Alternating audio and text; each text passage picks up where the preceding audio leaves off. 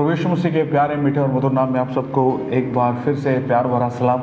हम धन्यवाद देते हैं क्योंकि उस खुदा ने आप पर और मुझ पर दया करना नहीं छोड़ा है। प्रियो, वो परमेश्वर आप पर और मुझ पर लगातार दया कर रहे हैं। हर दिन उस परमेश्वर की दया आप पर और मुझ पर हो रही है और आप और मैं निराश नहीं है, आप और मैं हताश नहीं है, आप और मैं हारे हुए नहीं है।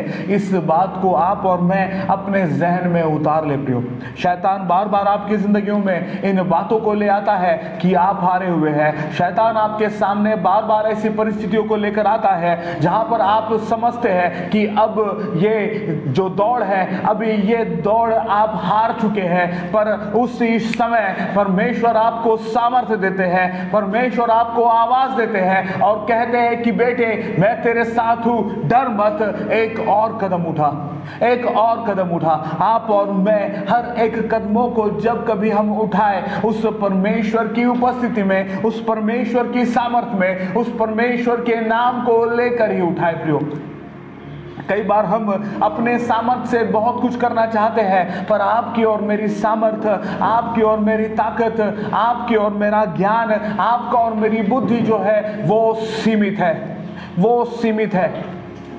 अपने आप को उस परमेश्वर के हाथों में दे दे, अपने आप को उस खुदावंत के हाथों में दे दे और उस खुदा से कहे कि परमेश्वर आप मेरी सहायता करें ताकि मैं उस दौड़ को जीत सकूं और मैं हर एक बातों में सामने रह सकूं और हर एक चीजों में मैं जयवंत होते जाऊं।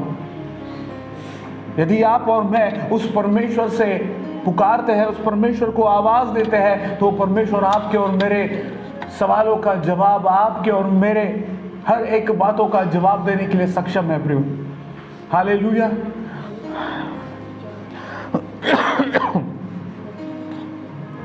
बहुत से लोग बीमार हैं, बहुत से लोग अलग अलग तकलीफों से हैं। कोई लोग वायरल से पीड़ित है, कुछ लोग कोविड पॉजिटिव है। पर मैं आपसे एक निवेदन करता हूं कि आप अपने शरीरों को कमजोर होने न दें, परमेश्वर पर नजर रखें, परमेश्वर पर नजर, उस खुदावंत पर ध्यान दें। जब आपकी और मेरी निगाह है, जब आपकी और मेरी नजर उस प्रभु यीशु मसीह पर है, तो हम हर एक बातों में हम स्थिर रहेंगे और हम आगे ही बढ़ेंगे। हम जानते हैं कि ये जो साल है, ये 2022 का ये जनवरी मंथ अब खत्म होने जा रहा है। बहुत से लोगों ने बहुत सारे विचारों को किया होगा, बहुत से लोगों ने बहुत सारे रेजोल्यूशंस बनाए होंगे इस साल के लिए, पर हो सकता है कि वो पहले सप्ताह में ये सारे रेजोल्यूशन खत्म हो गए। पर हम एक वचन को लेकर चल रहे हैं इस 2022 के, और वो वचन है कि परमेश्वर हमारे लिए दरवाजों को खोल रहे हैं। ये साल खुले हुए दरवाजों का साल होगा। और विश्वास रखे, बहुतों के लिए दरवाजे खुलने की शुरुआत हो गई है। बहुतों के लिए परमेश्वर की ओर से दरवाजे खुलने लगे हैं। जब आप और मैं उस परमेश्वर पर भरोसा करते हैं तो सारे दरवाजे परमेश्वर के नाम से खुलने लगेंगे, जरूर खुलने लगेंगे। हमने पिछले 2 सप्ताह आत्मिक दरवाजों को कैसे खोले इस विषय में हमने प्रचार किए थे। आज एक विषय जो परमेश्वर बार बार मेरे हृदय में डाल रहे थे और मैं उस विषय को आपके साथ बांटना चाहता था, और वो विषय है What to do while doors are still closed। हम क्लेम कर रहे हैं कि हमारे सामने दरवाजे खुले हुए मिलेंगे, पर क्या हो ऐसा जब आप किसी दरवाजे के पास जा रहे हैं, आप किसी दरवाजे के सामने खड़े हैं, आप किसी अपॉर्चुनिटी के सामने खड़े हैं और वो अपॉर्चुनिटी उस समय के लिए बंद नजर आ रही है, तब आप क्या करें? हम में से बहुत सारे लोग निराश हो जाते हैं और हम हार मान जाते हैं। पर आज मैं कुछ बातों को आपको बताना चाहता हूं, मैं आज कुछ बातों को आपको सिखाना चाहता हूं। जब वो दरवाजे बंद नजर आ रहे हैं, तब आपको और मुझे क्या करना है, क्या करें जबकि दरवाजे अभी भी बंद हैं। क्या करें जबकि दरवाजे अभी भी बंद है? आप खड़े हैं और आपके सामने जो अपॉर्चुनिटी है, जो जरिया है, जो दरवाजा है, वो बंद नजर आ रहा है। तब आप और मैं क्या करें? तब आप और मैं क्या करें? आप और मैं जो प्रभु यीशु मसीह पर भरोसा करने वाले लोग हैं, आप और मैं जो बिलीवर कहलाए जाते हैं, आप और मैं जो प्रभु यीशु मसीह के फॉलोअर कहलाए जाते हैं, आप और मैं जो कार्य कर सकते हैं वो ये है कि हम आशा न छोड़ें। हम आशा न छोड़ें, हम आशा न छोड़ें, हम निराश न हो।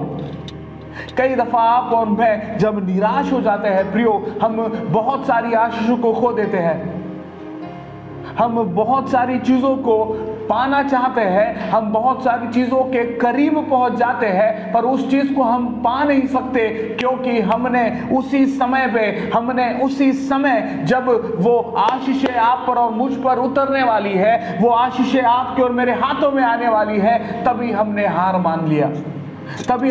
मान लिया। और हारे हुए व्यक्ति के पास कैसे कोई आशीष पहुंच सकती है? प्रियो, आप और मैं जयवंत से भी बढ़कर है, आप और मैं विजयी लोग हैं। आप और मैं हार नहीं मान सकते, चाहे कोई भी परिस्थिति आ जाए, चाहे कोई भी बातें आ जाए, आप और मैं हार नहीं मान सकते। आप और मैं हार नहीं मान सकते। प्रियो, बहुत सारी परिस्थितियां आपके और मेरी जिंदगी में आती है, बहुत सारी बातें आपके और मेरे जीवनों में आती है, हमें डराने के लिए, हमें हमारे जो डेस्टिनी है उस डेस्टिनी से हमें अलग करने के लिए। पर परमेश्वर है जो आपके और मेरे साथ है। वो परमेश्वर आपकी और मेरी सहायता करते हैं ताकि हम हमारे मंजिल तक, हमारे डेस्टिनेशन तक, हमारे दरवाजे तक हम पहुंच सके। वो परमेश्वर आपकी और मेरी सहायता करने के लिए तैयार है प्रियो। वो परमेश्वर आपकी और मेरी सहायता करने के लिए तैयार है। Hallelujah, hallelujah. मेरे साथ एक वचन को निकाल लीजिए, भजन संहिता उसका 27वां अध्याय और 14 वचन। ये वचन आपको और मुझे सिखाता है कि हम क्या करें जब दरवाजे हमें बंद नजर आए। भजन संहिता 27 उसका 14 वचन। वचन यूं कहता है, यहोवा की बाट जोता रह, हियाव बांध और तेरा हृदय दृढ़ रहे। हाँ, यहोवा ही की बाट जोता रहे। वेट जब हम इंग्लिश में पढ़ते हैं तो बाट जोना, ये वेट इस शब्द के लिए इस्तेमाल किया गया है। वेट, ठहरे रहे। यहोवा की बाट जोता रहे। परमेश्वर के ऊपर, परमेश्वर के लिए, परमेश्वर के सामर्थ के लिए, परमेश्वर की मदद के लिए हम ठहरे रहे। जब आपको और मुझे दरवाजा बंद नजर आए तो हम ठहरे रहे। वचन कहता है, हियाव बांध और तेरा हृदय दृढ़ रहे। प्रियो, हम कई बार हमारा मन कच्चा हो जाता है, हम कई बार हम अपनी सामर्थ को छोड़ देते हैं, हम सोचते हैं कि अब कुछ नहीं हो सकता और हम हार जाते हैं। प्रियो, हम हार इसलिए मानते हैं क्योंकि हमने उस लड़ाई को अपनी लड़ाई बना के रखी थी। हमने उस लड़ाई को अपनी लड़ाई बना के रखी थी। हमें हार बिल्कुल नहीं मानना है क्योंकि परमेश्वर हमारे साथ है। हमें हियाव बांधना है, हमें दृढ़ होना है, हमें मजबूत होना है। और कई बार हम सोचते हैं कि हम मजबूत कैसे हो। परमेश्वर का वचन आपको और मुझे मजबूत करता है। हम सोचते हैं कि हम सप्ताह भर परमेश्वर के वचन को नहीं पढ़ेंगे और संडे के दिन हम कलीसिया में आ जाते हैं, हम वचनों को उठा लेते हैं और आपको लगता है कि ये आधा घंटा आपको मजबूत कर लेगा। हम जो लड़ाई लड़ रहे हैं वो आसान लड़ाई नहीं है प्रियो। आपको हर दिन चेस करना पड़ेगा, आपको हर दिन तैयारी करनी पड़ेगी, आपको हर दिन मजबूत बनना पड़ेगा, आपको हर दिन वचनों से अपने आप को भरना पड़ेगा। तब ही हर एक वचन, जिन वचनों से आप अपने आप को भर देंगे, वही वचन समय पर निकल कर आपके सामने खड़े होंगे और आपकी ढाल बनेंगे। वो वचन आपके सामने खड़े होंगे और आपकी ढाल बनेंगे। इसलिए जरूरी है कि आप और मैं जब ठहरे हैं, जब आप और मैं यहोवा परमेश्वर की बाट जो रहे हैं, जब आप और मैं परमेश्वर का इंतजार कर रहे हैं, हम परमेश्वर के वचन को अपने जीवन में लेते रहे, परमेश्वर के वचन को हम कंज्यूम करते रहे, परमेश्वर के वचन से हम अपने आप को भर दे, क्योंकि परमेश्वर का कलाम ही है जो आपकी तलवार है हर एक परिस्थिति, हर एक मुसीबत से लड़ने के लिए। सो क्या करें? सबसे पहली बात, जब भी आपको और मुझे दरवाजे बंद नजर आए तो हम बाट जोते रहे, हम हियाव बांधे और हम हमारा हृदय दृढ़ करें, हियाव बांधे और हमारा हृदय दृढ़ करें, हियाव बांधे और हमारा हृदय दृढ़ करें। दूसरी बात, निर्गमन उसका 14 और 14 बहुत सुंदर सी बात को कहता है। निर्गमन उसका 14 अध्याय और 14 वचन, जब दरवाजा बंद हो, जब दरवाजा बंद नजर आए तो हमें क्या करना है? निर्गमन उसका 14 अध्याय 14 वचन, यहोवा आप ही तुम्हारे लिए लड़ेगा, इसलिए तुम चुपचाप रहो। यहोवा आप ही तुम्हारे लिए लड़ेगा, इसलिए तुम चुपचाप रहो। आपको लग रहा है कि अब दरवाजा बंद है और आप अपनी सामर्थ्य से उन दरवाजों को खोल देंगे। जिस तरह से हमने कुछ सप्ताह पहले आपको बताए थे, जो नूह का दरवाजा था वो यहोवा परमेश्वर ने बंद रखे थे, और जिस दरवाजे को यहोवा परमेश्वर ने बंद किया है, जिस दरवाजे को परमेश्वर ने बंद किया है, उसे सिर्फ परमेश्वर ही खोल सकते हैं। कई दफा जब दरवाजे आपके और मेरे सामने बंद है, हम कोशिश ना करें उन दरवाजों को खोलने की, हम उन दरवाजों को खोलने की कोशिश ना करें। वचन यहाँ पे साफ साफ तो कहता है कि यहोवा आप ही तुम्हारे लिए लड़ेगा, यहोवा आप ही तुम्हारे लिए लड़ेगा। हम सोचते हैं कि हम अपनी सामर्थ्य से उन दरवाजों को खोल सकते हैं, पर नहीं, परमेश्वर को उन समय को, परमेश्वर को उस समय को, परमेश्वर को उस दायरे को, जो भी समय में आप खड़े हैं, जहां पर आपको लग रहा है कि अब मेरे लिए दरवाजे बंद है तो अब मैं क्या करूं, उस समय को परमेश्वर के हाथों में सौंप दे। कहिए, परमेश्वर आप मेरे लिए लड़े, परमेश्वर आप मेरे लिए लड़े, परमेश्वर आप मेरी लड़ाई को लड़े। जब आप परमेश्वर से कहेंगे तो परमेश्वर आपकी लड़ाई को अपनी बना लेंगे। और आपको क्या करना है? आपको सिर्फ चुपचाप रहना है, आपको सिर्फ चुपचाप रहना है।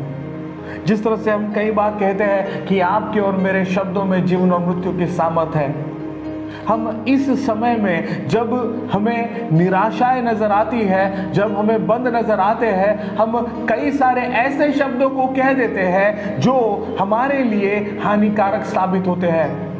हम कुछ ऐसे शब्दों को कह देते हैं, ऐसे आशाहीन शब्दों को हम अपने जीवनों के लिए कह देते हैं, जिसका नतीजा हमें आगे बहुत बुरा देखने को मिलता है। क्यों? क्योंकि हमने ही उन वचनों को अपने जीवनों पर बोल दिया है।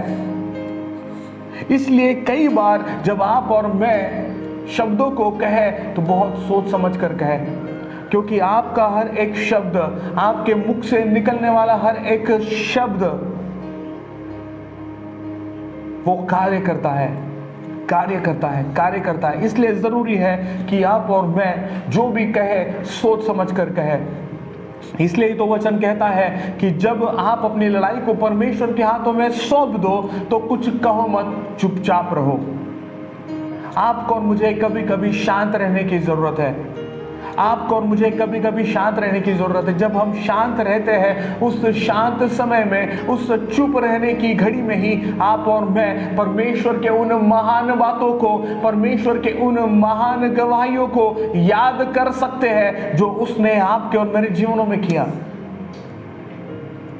इसलिए चुपचाप रहे, चुपचाप रहे। सबसे पहली बात, यहोवा परमेश्वर की बाट जोते रहे, हियाव बांधे और दृढ़ हो जाए। और दूसरी बात, चुपचाप रहे।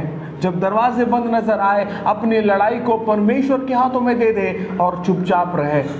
तीसरी और महत्वपूर्ण बात, याद रखे कि परमेश्वर का समय ही बेहतर समय है, परमेश्वर का समय ही बेहतर समय है। God's time is the best time। हम कई बार सोचते हैं कि अब तक क्यों नहीं हुआ, अब तक क्यों नहीं हुआ। कई बार जब मैं उन लोगों से मुलाकात करता हूँ जिनका विवाह नहीं हुआ, जो कई सालों से प्रार्थना कर रहे हैं, वो कई बार बहुत निराश होकर कहते हैं कि अब तक नहीं हुआ, अब तक नहीं हो पाया। प्रियो, परमेश्वर के समय के लिए इंतजार करें, परमेश्वर के समय के लिए ठहरे रहे। परमेश्वर जरूर से अपने समय पे आपके लिए उस दरवाजों को खोल देंगे। जब परमेश्वर आपके लिए उन दरवाजों को खोलेंगे तो फिर उन दरवाजों को कोई बंद नहीं कर सकता। इसलिए ठहरे रहे, चुपचाप रहे, शांत रहे, परमेश्वर की महिमा करते रहे, परमेश्वर की बड़ाई करते हैं। जो अद्भुत काम उस परमेश्वर ने आपके लिए और मेरे लिए किए हैं, उन अद्भुत कामों को याद करते रहे और परमेश्वर को धन्यवाद देते रहे, क्योंकि परमेश्वर का समय आप और मैं नहीं जान सकते। परमेश्वर का समय अद्भुत है। हमें कई बार लगता है कि 1 साल हो गया, 2 साल हो गया, 3 साल हो गया, अब तक हमारे जीवनों में जो आशीषों को कहा गया था वो आशीष हमारे जीवन में पूरी नहीं हुई। हम आगे देखेंगे कि कैसे परमेश्वर ने दाऊद के जीवन में उस समय का इस्तेमाल किया था।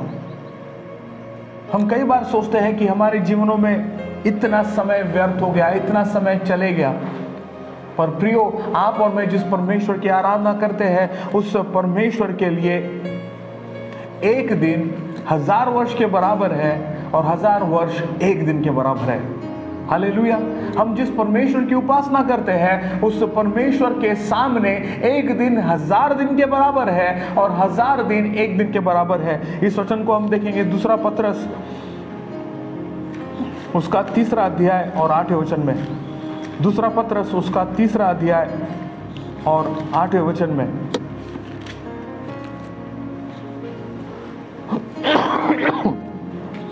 हे प्रियो, यह बात तुमसे छिपी न रहे कि प्रभु के यहाँ एक दिन 1000 वर्ष के बराबर है और 1000 वर्ष एक दिन के बराबर है।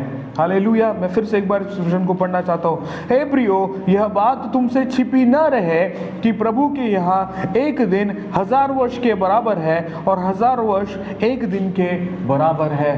हालेलुया। ये वचन आपको और मुझे समझाता है कि आपको भले ही लग रहा हो कि इतना समय बीत गया, पर परमेश्वर को रिस्टोर करने के लिए समय नहीं लगेगा, क्योंकि परमेश्वर का 1000 दिन एक दिन के बराबर है।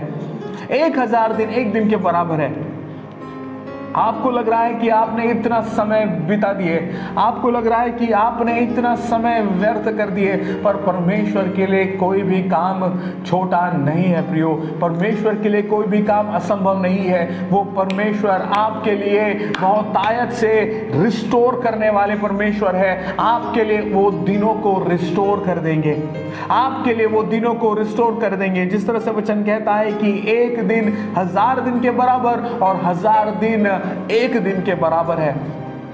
सो यदि आपको लग रहा है कि आपने बहुत साल व्यर्थ कर दिए, परमेश्वर के लिए वो बहुत ही कम क्षण है। परमेश्वर के लिए 1000 दिन एक दिन के बराबर है। परमेश्वर के लिए इंतजार करें, परमेश्वर के कलाम के लिए इंतजार करें, परमेश्वर के वचन को आपके और मेरे जीवनों में उतरने दे, आने दे।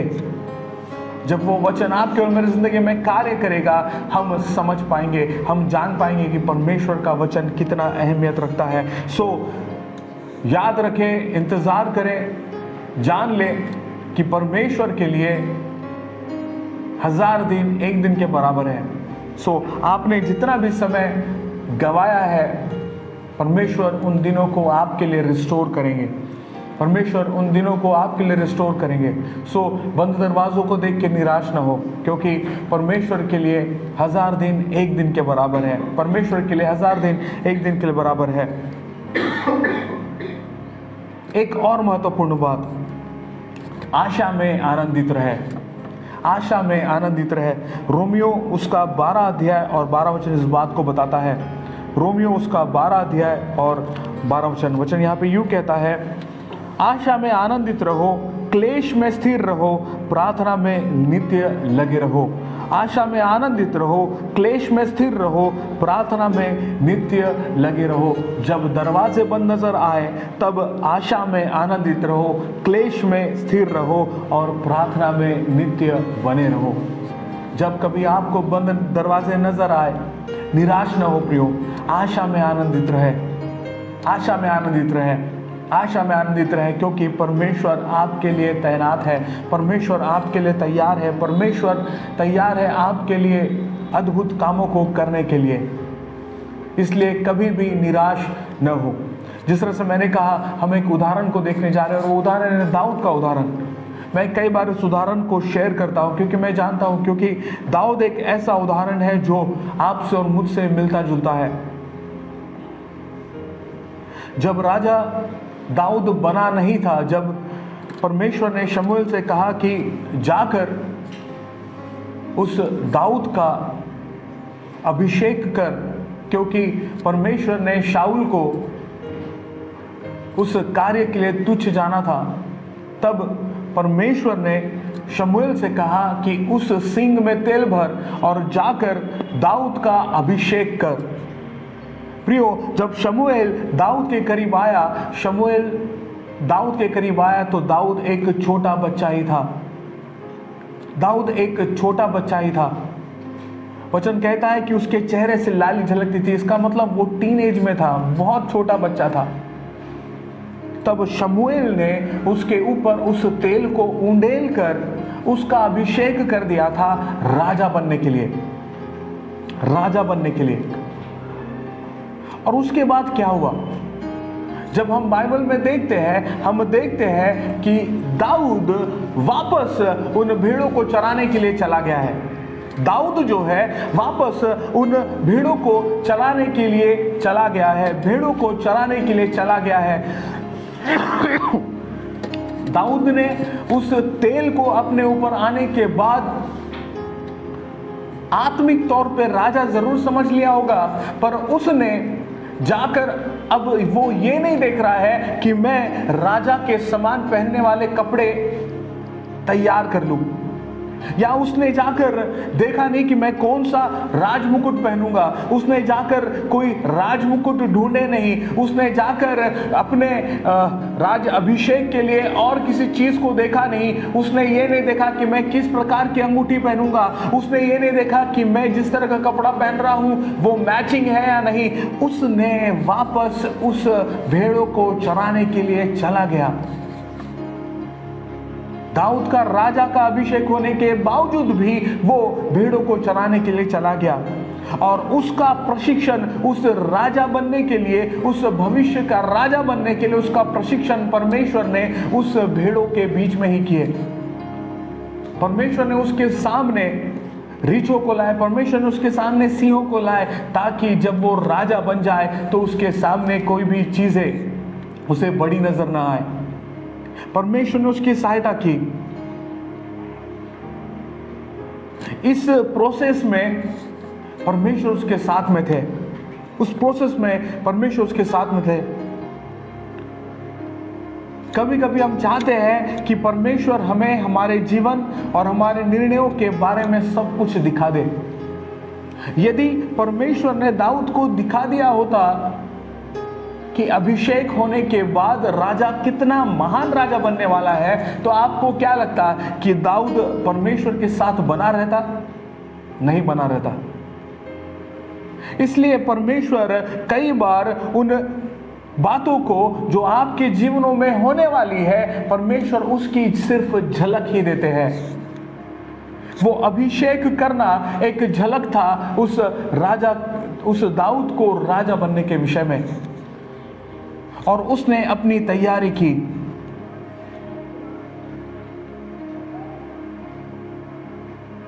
यदि परमेश्वर उसे बता देते कि वो कितना महान राजा बनने वाला है, तो शायद से वो दाऊद परमेश्वर के साथ बना हुआ नहीं रहता, वो परमेश्वर के साथ बना रहा।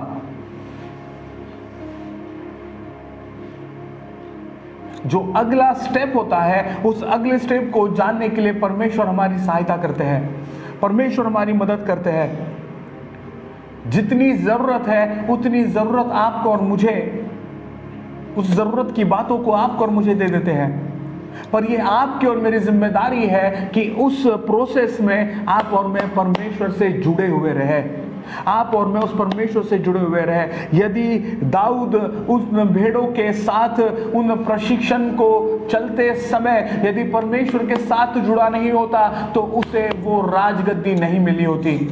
भले ही उसका अभिषेक हो गया था, पर उसे वो राजगद्दी नहीं मिली होती, क्योंकि उसने परमेश्वर के हाथ को छोड़ दिया है। जब कभी भी आप दरवाजे के सामने खड़े हैं, परमेश्वर के साथ बने रहे, परमेश्वर से अलग ना हो, परमेश्वर के साथ बने रहे, परमेश्वर से जुड़े हुए रहे, क्योंकि परमेश्वर आपको तैयार कर रहे हैं, परमेश्वर आपको तैयार कर रहे हैं। उस दाऊद को अपने भाइयों ने, अपने पिता ने ही अस्वीकार किया था, पर परमेश्वर ने उसे स्वीकार किया। आप उस दरवाजे के सामने खड़े हैं, आप निराश हो रहे हैं, आपको लग रहा है कि आप अस्वीकार किए गए हैं, पर विश्वास कर लीजिए प्रियो, परमेश्वर ने आपको स्वीकार किया है, इसीलिए ही आप उस दरवाजे के सामने खड़े हैं। आप इसीलिए ही उस दरवाजे के सामने खड़े हैं, क्योंकि परमेश्वर ने आपको स्वीकार कर लिया है, आपको तैयार कर लिया है, और आप उस प्रोसेस में हैं, आप उस तैयारी में हैं। क्योंकि परमेश्वर जब आप तैयारी में आपको देख लेंगे, तभी वो दरवाजा आपके लिए खोल देंगे, तभी वो दरवाजा आपके लिए खोलेंगे। हम कई बार सोचते हैं कि हमें क्यों तैयारी में जाना है, हमें क्यों। दाऊद भेड़ बकरियों के पास वापस चले गया और अपने आप को वो वहां पे तैयार करने लगा। कब तक? उस दिन तक जब उसके पिता ने उसको कहा कि जा ये रोटियों को ले और जाकर अपने भाइयों को दिया जो उस युद्ध में है। उसे एक टास्क सौंपा गया था, उसको एक कार्य सौंपा गया था। कई बार परमेश्वर आपके और मेरे जीवनों में उन छोटे छोटे कार्यों को इसलिए देते हैं ताकि आप और मैं उन कार्यों को करें, हम उन कार्यों को समझें, उन कार्यों को अपने जीवनों में ले, और हम ऐसे बन जाए ताकि हम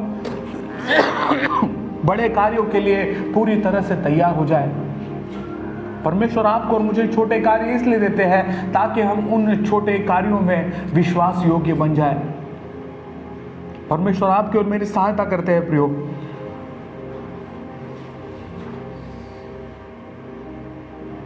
यदि उन छोटी बातों में दाऊद खरा नहीं उतरता तो वो गोलियत से नहीं लड़ पाता। परमेश्वर ने उसकी सहायता की, परमेश्वर ने उसकी मदद की, परमेश्वर ने उसे प्रशिक्षित किया ताकि वो गोलियत से लड़ सके, वो अपनी परिस्थिति से लड़ सके, वो अपनी परेशानियों से लड़ सके। सो जब आप और मैं दरवाजे के सामने खड़े हैं, हम निराश न हो। जब आप और मैं दरवाजे के सामने खड़े हैं, आप और मैं निराश न हो, विश्वास रखें, क्योंकि परमेश्वर ने आपके लिए महान कार्यों को रख दिया है, परमेश्वर ने आपके लिए महान कार्यों को तैयार कर दिया है। और जो दरवाजे आपको बंद नजर आ रहे हैं, परमेश्वर अपने समय में उन दरवाजों को खोलेंगे। और जब उन दरवाजों को खोलेंगे, जब आप उन दरवाजों के भीतर जाएंगे, आप फिर हारे हुए से नहीं जाएंगे, क्योंकि परमेश्वर ने आपको पहले ही प्रशिक्षित कर दिया है, परमेश्वर ने आपको पहले ही तैयार कर दिया है। आप उस तैयारी के साथ उस दरवाजे के भीतर जाएंगे।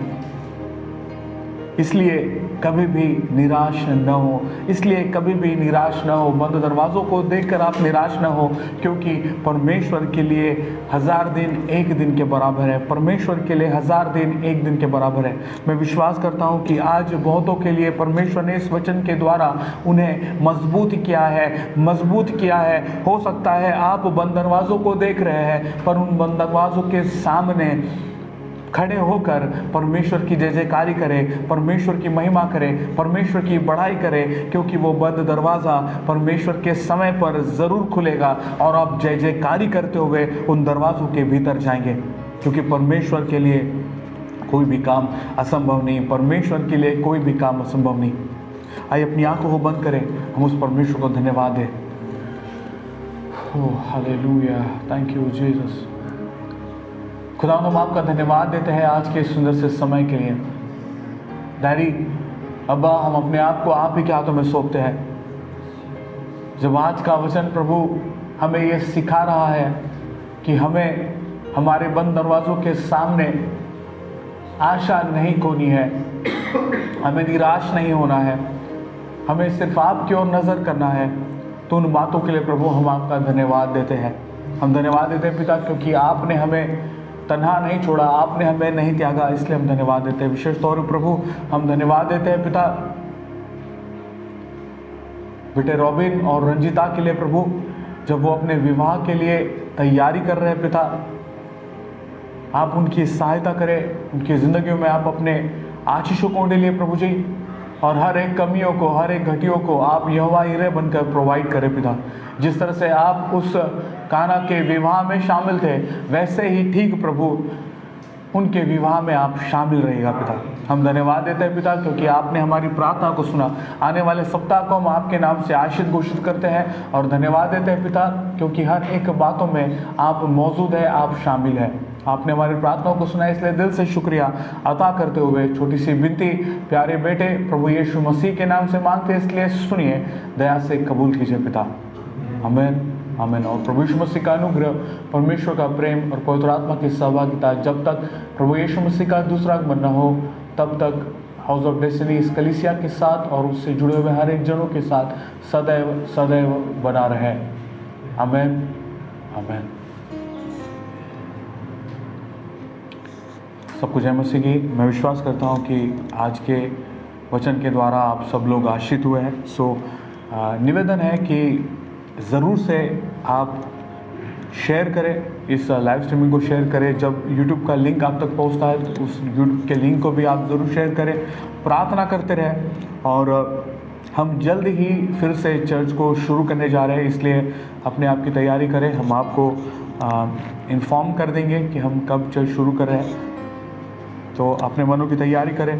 हम एक बार दोबारा फिर से फिज़िकली मिलकर उस परमेश्वर की आराधना करेंगे।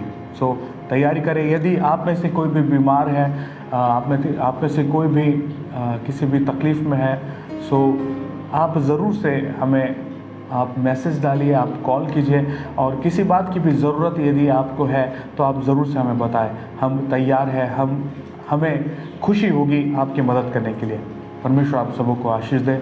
God bless you.